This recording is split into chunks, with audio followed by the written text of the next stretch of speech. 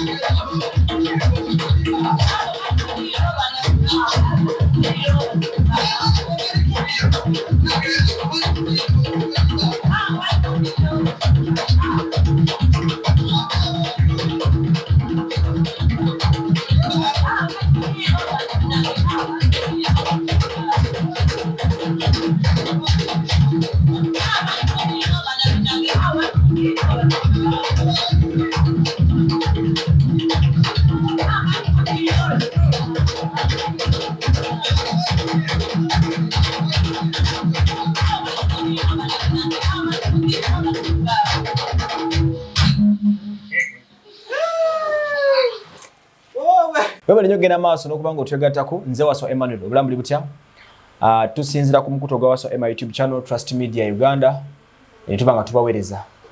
Okay, eno special edition, a special program emirimu gino gye tubatuusaako gijibwagibwa Biva Organic ne Brand Shoppers Uganda beba sponsoringa channels zaffe saako ne pisi 3. Edition eno ya byankulaakulana era ng'ekwata buli nkuba kyewooli tuwala obudde bw'owuliriza emboozi eno esobola okubaako kyekuyamba n'ekyoyinza okugijjamu n'ekyokugiyigirako. Bibuuzo bingi nnyo ebyokwanukula wano era nga ntambudde olugendo lwa kilometers ezitakka wansi wa kilometers nga 35 okuva e Kampala ndi eno ndejje nga ku university.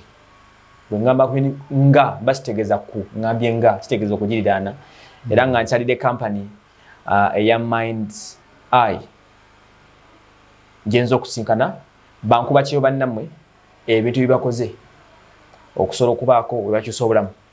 Tulowuliza nnyo emboozi eno kubanga nnungi nnyo eri obulamu bwo. Nsanyuse nnyo okusanga ssebo. Kale ssebo. Oli otya? Nsanyuse okulaba. Gye ndi Mukama akuumye. Obulamu bugamba butya? Obulamu si bubi. Amanya nze yonna kikyo. Amanya nze Waso Emmanuel. Nze Kiwalabe Samuel. Kiwalabe Samuel. Nsanyuse okusinkana. Weewaawo. Obulamu buli butya wano? Obulamu si bubi, bulamu bwakwekulaakulanya kunywerera ku bye tukola. Nansi kwaniriza nekyoyina. Ndi ku Mind's Eye company. Mind's Eye company, an organization yayo etibwa Faithful Stewardship Initiative. Okay. Wewa. Ekisoka kya byonna Kiwalabe Samuel yani. Kiwalabe Samuel muna Uganda. Azalibwa e Buwambolugo. Manyiyo ku eyo kukomera. Aha, okulinaana okati ye university wempya YMCA side yawo enzalibwa tata wange wali mama wange taliwo. Okay. Nga kitange ye mwami Wilson Mutumba era nga yatulawo Kawempe. Wakyali. Okay. Samuel Kiwalabye musajja wa byankulaakulana. Yes. Era nga navaako wano nengenda mu ggwanga eriyitibwa Saudi Arabia ngenze kuvuga motoka. Otyo.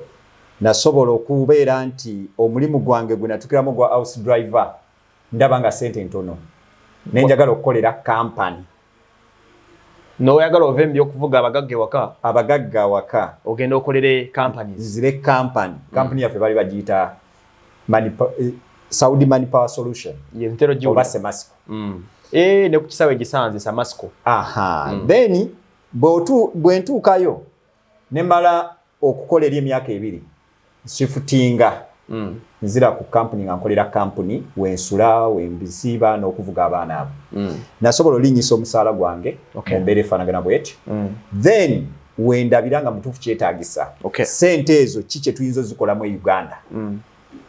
Ngendo kipimapimamu nga sobola kwekwasaganya bwomu. Kwe kusalawo kwegatta ne bannange okusobola okubeera ng'osinkana mu office eno gy'onsinkanyewo. Ngufunye myaka emikaji wamale Saudi Arabia? Myaka 6. Nkomyewo wano 2020 mwezi gwa 9 ate nga nagenda 2015 je myaka nga 6 rafu je myaka nga 6 omulenzi okwebuza ekibuuzo bw'okoma wano otandikira kuki bwe nakoma wano twali tutegese nategekera eri nga wano nina abantu bennondoola ebintu bye mbagambye okukola. Okay. Then je nakunganyiza bannange nabo ne mbabuulira kubeeri waba kyangu nnyo okwogera ne banno. N'obawe ne plan entuufu ne bakubuuza osinziira ku kino obalambululira kigenda kubeera kitya n'obalambululira company eri registered ne mbagamba registered everything then ne basalawo ku neesiga mu 2020 omwezi gwali gwa January ne tutandika okunganya ssente nga mmaze okubalambika nti tugenda kukola bizinensi eno. Era bwe nkomawo e Uganda natandika okutunula ground kuba ekizimbe kyali kiwedde nga tukizimbidde eri ne bannange. Era nali ngamba update ku buli kimu. Musenyu guyiriddwa nga update zikola ki? Broker update, musingi update. Mindset company, Mind Eyes company. Ekirozo kyo kyatandikira bweru Saudi Arabia? Saudi Arabia. Naddala mwaka gwa 2016. Kyatandika nange. N'ogattibwako bameka? Nengattibwako abalala bana. Nasooka okyanjulira group yaffe yali Never Give Up group. Tubeera ku magroup. Yes. Then abaana nga 40 bakigula. Bwe tuvaayo tutandika ottema empenda. Ezinaaligyesalinga company twalema okukkiriziganya. Nga company ffenna tetusobola kuwandiika bbaluwa looya azitusindikire mu bifo bye tulimu. Kati kyatusobozesa baagala okwakyuzingawo omuntu omu abaligyesiringa mu company tukomewo nga olwedde buli kimu kikola ki emirimu gitambula. Kati abamu bansemba abalala tebakola ki kati abamu bakutukirako awo abantu 10 ne tusigala 3 tumala oligyesalinga nga tuli 3 kati ababalala bampa instruction teeka mu byonna ffe bwe tunaamala okumanya nti registaringiddwa tuli kuddiza tuli mu meeting mu 2018. N'obikola? Nabikola ne bannange abamu 3 mwe muli omukyala yali ayitibwa Ajara n'omukyala Nanyonga Joytina wali wano ku office. Ajara taliwo? Ajara taliwo akyali ku kyeyo. Joytina ye waali? Ye waali ku ground. Tujja kunyumyako naye katono. Weewaawo.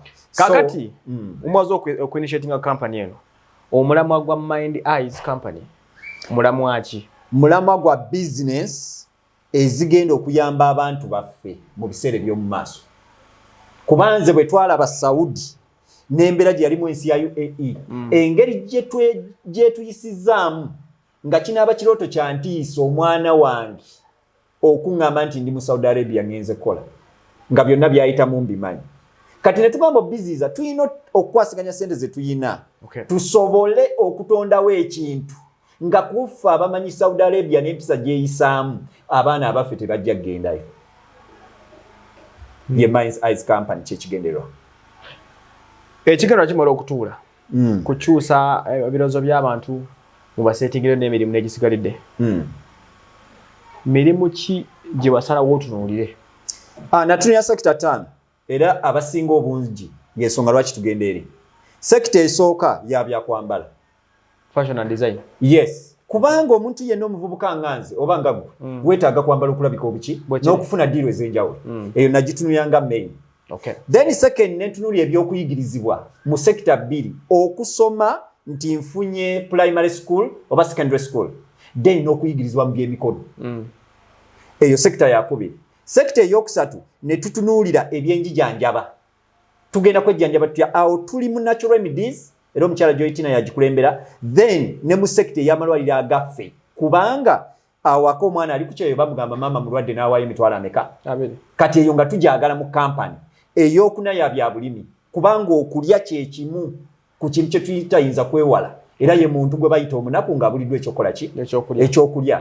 Then sekita ey'okutaano happiness and sorrow ebyokusanyuka n'ebyokufiirwa oba ebyobulumi. Nti omuntu yenna bw'afiirwa mukadde we ekisooka mu sawo wa wagenda okujja emitwalo 2 aga keesi ekyali yabiri wa wajja tents butebe.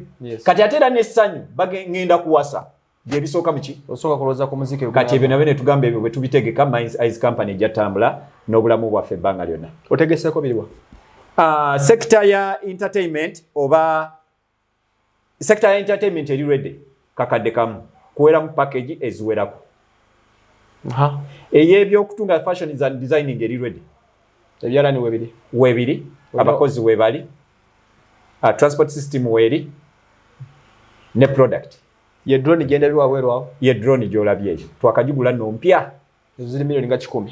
Milioni nga 10 plus. Okay, atukyagenda maaso n'omukulu Sam Kiwalabye okuva mu Mind Eyes company bali side zeno ndeje nabagamba no ku mukutu tunoonya ababakoze n'abateekateeka okukola n'abagala okuyiga. Abakoze ne basobola okutuyambako okukyusa obulamu bwamwe. Gwe mugaso gwaffe.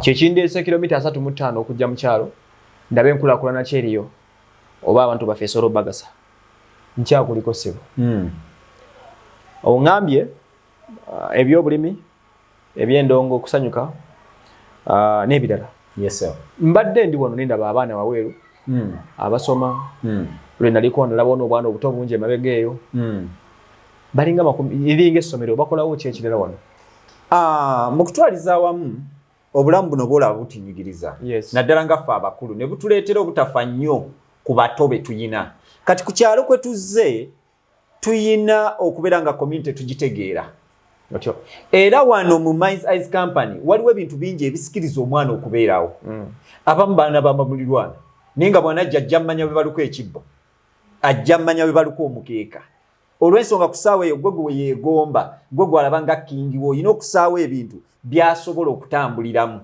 sekendi abakulukulu be walaba abamu bali mu sekita ya entertainment nti tubayigiriza okusinziira ku bitone byabwe abalala bali mu sekita ya bya mikono mu organization bayiga okuluka emikeeka era nga bwayiga okuluka omukeeka nga material waffe tukwata ne tutandika omusasula sente ng'amaze oluka omukeeka ogwo gutuddewo okusobola okubondinga ne security oba ne community munaddala mu byemirimu nti naye ngenda ku Mines Ice Company nfunawo ki ngenda ku organization nfunawo ki kati ffe twateekawo material ow'ebibbo mikeeka kutunga scarves kutunga bugoye bwa wuzi okulaba nti obulamu bw'ekyalo buggonda omuntu abamu n'akasente mu nsawo ate weekanga akaziza ng'akaguzeemu olugoye wanyonyolako ku faamu y'enkoko gye mulina saako n'ey'embuzi ettaka embuzi tetunazitandika but enkoko weeziri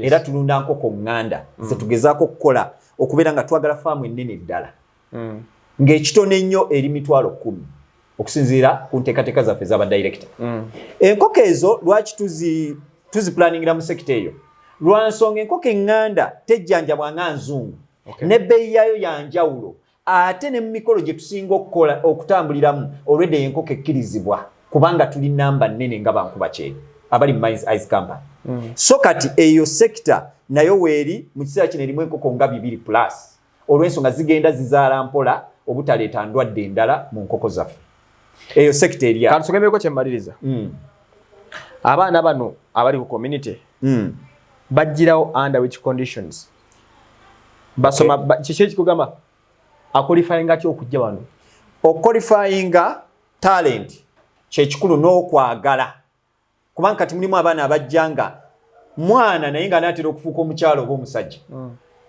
kati nga maama we oba taata we amazima amatuufu talina sente zimwongerayo kusomera ate n'ekyokukola kizibu abadde takiraba kuba wabadde tekiwaliwo kumpi kibali kumpi kati ffe mu kujja wano twagala omuntu ayagala okumanya byakola ekyo ngenda kuwa example ku sekita yaffe ya fashion is and designing fashion is and designing ojja n'olaba nga twalina okukozesa abantu ab'ekyalo n'abantu b'aba business partner baffe kubanga mu kutandika okwegatta twagamba tutandika mirimu naffe gye tugenda okukola ki okukola ne baganda baffe kati twabagamba abamu mutuwe kontakiti z'abaganda bammwe bajje basule ku kampani nga bwe bayiga oyiga ebintu bino tugenda otuuka obikola ng'olwedde babimanyi era be baana boolaba mu sekita eya fashion is and designing ffe tubayigiriza naye nga mulimu ab'ebyalo kubanga ekyalo kwembeera kinkakatako so nga ate mulimu ne ba business partner kuba gy'emirimu gye twayagala okukola ki ne baganda baffe naffe mwebali kati ogenda obuuliza ekibuuzo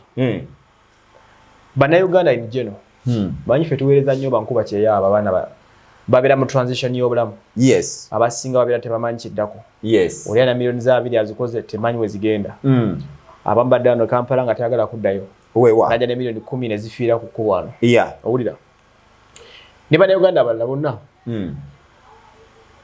olina nteekateeka ki mulina nteekateeka ki nze oba omuntu omulala alina kyayinza okufunamu enteekateeka tuyina nnene ate nga si kati wabula twagitandika dda 2020 2020 ffe twavaayo gamba abavubuka onzikiriza nkuzirako emabega ngu 2019 sina buzibu twalina okusomesa ku media ng'era programu eyitibwa Faceful Stewardship omukkiriza obuvunaanyizibwa akola biki mu programu eyo 2019 twawandiikira abaana business plan gy'oyagala okukola e Uganda Bankubakyeeyo sente mmeka z'oyagala ogissaamu ne tubasomesa ne location n'ebisigadde engeri gy'osobola olabirira mu business tuba tuyingira 2020 abaana abo mulimu abaali tebalina kusoma na kuyiga ebyo bye twabagamba nga tebasobola byekolera twabagamba mujje mutwegatteko ng'ogula share kakadde kamu emitwalo ameka ffe tusobole okukuŋŋaanya sente ezo tukole mu kampani egenda okutubudaabuda obukadde bwaffe era twakitandika 2020 nga tulina obbasasula amagoba mwezi gwa 9 2021 I mean 2020 kati okuva 2020 paka 2021 ogw'omwenda twali tuweza omwaka nga tubawa amagoba kakadde kamu emitwalo 2 tukuwamu emitwalo 5 buli mwezi era sente ezo z'otuwa tuziinvestinga mu kugula machines tubadde tuziinvestinga okuzimba office eno gy'ondabamu cameras ze tuyina drone ze tuyina entertainment gwe tuyina sente z'Abankubakyeeyo ze batuwa nga tuinvestinga mu business okufuna sente ki endala assigninga wanga ayingira ekintu kyo tumuwa receipt ne tumuwa partnership card eraga ne tumugatta ku platform yaffe eya WhatsApp kwe bakuŋŋaanira bwe baba bafunye amagoba bonna okukkiriziganya nti tufunye kambeko kyebuuza mu kitono ebeetambula bw'oyogedde ku kintu kya unity n'okuba nga ateekamu akakadde tubadde nga tubaddiza waliwo abasajja badde mu kutimbagana ennaku ez'emabega yes nga bateekesaamu abaana sente projects zaabwe eza digital naye nga mbabuuza musuubula ki ekibaweesa amagoba yes mwami Saamu kiki kampani eno kyeteeka ku ground kyetunda nekiba nga kyetera abantu profits ne bembadde mutambula nabo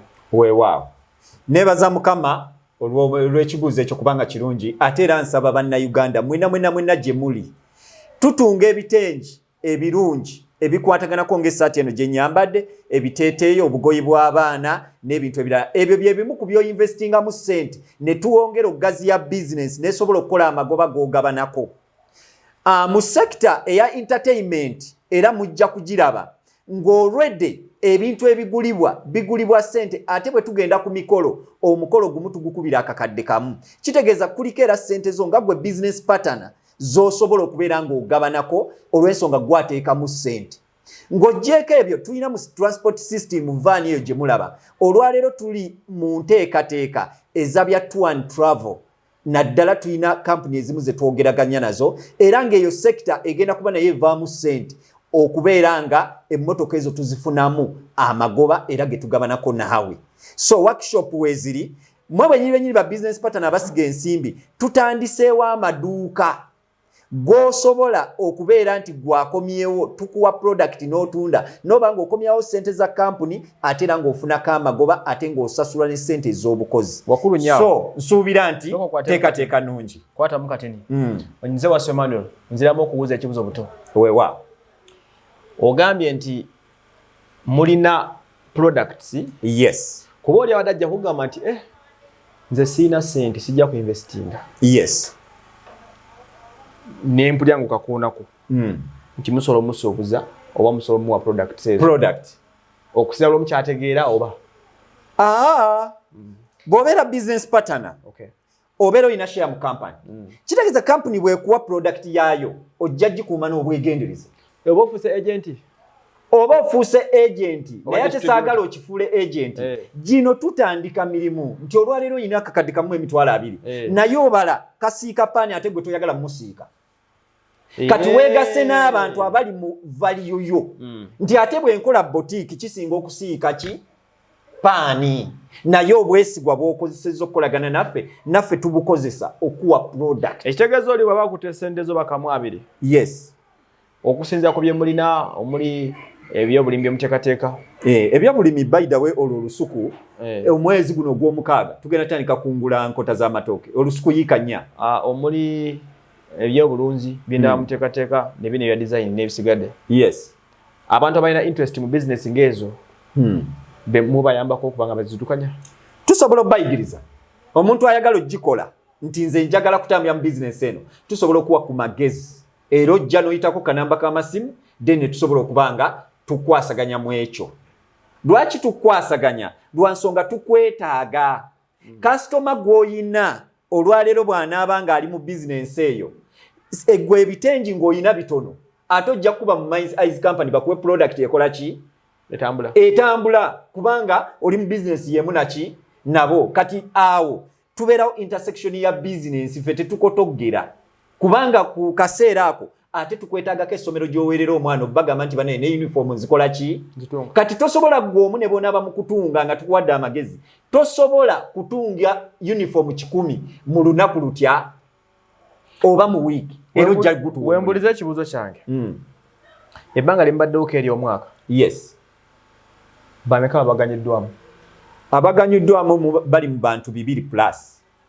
bali luddawa abamu bali bweru wa ggwanga okay abamu bannayuganda bakomyewo wano e Uganda then n'abalala tubalina wano ku Kampala ate naffe kenyini banga ba direct era tuganyuddwamu eno office nave Uganda yasigituulamu olwaleero njituulamu era nkulembera bannange so tuganyuddwamu ge mazima matuufu n'obubaka kwe buli ku social media nga ba business partner beebaza omwaka gwa 2021 currently wano working game beebaza ebirungi bye bafunye mu kampani amagezi muliro bekuggwako gujja muno bena bitambuliramu tuyigira ku bannaffe era kutusinze taking risks n'okusalawo kaffe tukolagana abantu bangi naye tutuula ne twetegereza bitusaamu sente zaffe n'obudde bwaffe buli kyo investingamu ebiseera ebisinga obaako nakikubuusiza oba akulaga ekkubo nti tuyite wano oba tuyite wali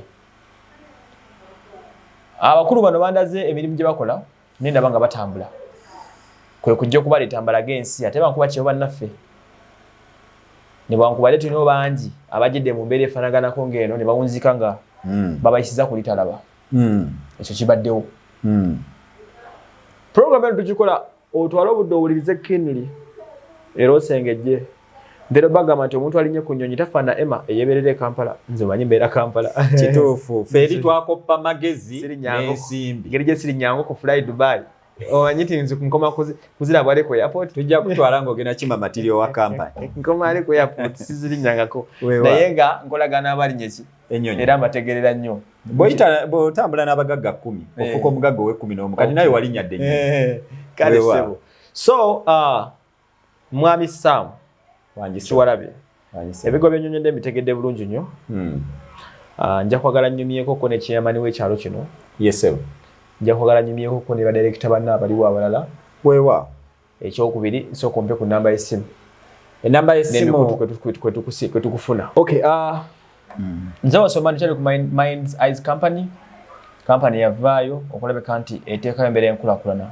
nga sene bagenda bala yesebo oyina consultations like omuntu akuwa nnyo kubanga ebintu manyi bingi nyinza okuba saagala ku investinga naawe ninga gyola kwebuuzaako ku bintu ebyenjawulo ekyo basobola okuneebuuzaako kubanga era gwe mulimu gwe mbadde nkola ebweru w'eggwanga ne bannange bafuna kyava mu kusomesa bya business oba ebyenkulaakulana toyinza kwogera ku Mines Eyes Company oba ku Samuel n'oweerabira development program tusomeseza akatabo nga Think and Grow Rich tuwandiisa akatabo ako twali tusoma kasome akatabo kaffe ke tuwandiise Truly Rich oba amazima g'obugagga gali muggwe n'ekyo ky'osobola era kali mu content mungi nsuubiza bannayuganda bakagule kubanga ssente zaako $5,000 naye nga koba okatwala kali mu business 5 ezikyakoleddwa amaka agasinga obungi n'engeri gye bazikolamu ne capital g'okola ki bw'oteeka so kati section eyo okusomesa bano abaana obwongo okuzukka ekolebwako bulungi nnyo through WhatsApp ate era n'okujja ku office soko tu ku namba katini nsoke abantu bage kutegeera n'okwongera okwebuuzako asobola ojja kukubira mwami Kiwalabe ku namba gy'agenda osoma omwebuuzeeko akunnyonnyole oyinga ejjinga naye ng'otegedde bulungi ekiba kigenda mu maaso twala time yo topa kunkana eri +256 752 48 39 74 eyo ya WhatsApp era nga yitako tujja kuba twogera business bambi olulimi lube lwa business either individual business oba intersection business obulamu bujja kugenda sigala kyekyo nja twala Omukisa nja kwogerako ne ba director bano weewa ojja bampaako wano weewa era abaffe ebintu nga bino ebibeera mu kitundu nga kino kitegeeza ab'obuyinza baba bakimanyiiko kuba structures endaba wano n'ebintu ebiriwo bya miliyoni nga 4 kitegeeza I'm sure balina okuba nga balina license kuba operatingira nga ne chairman w'okukitundu amanyi ekigenda mu maaso. Nja kumunoonyaako era mwetaagamu. Katuumulemu.